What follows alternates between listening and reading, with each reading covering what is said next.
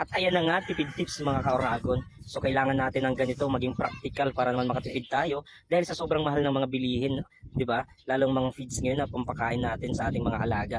So ngayon pumunta ako ng palengke kanina, nanghingi ako ng mga reject na nilang gulay at yung mga sapal sa nyog. Hiningi natin 'yon para ipakain sa ating mga alaga. At ayan na nga, pininong-pino ko lang at nilagyan ko na ng sapal, hinalo ko. Ayan, binekos-mekos na natin mga pinsan para naman sa ating mga alaga at inuna ko ngang bigyan itong ating mga malalaki ng Rhode Island Red. So ito, mga ilang buwan na lang mangingitlog na sila. Gusto nga nila yung ganitong pagkain kaya naguunahan sila. At syempre dito naman sa ating mga alagang bibe, pabo, ganso.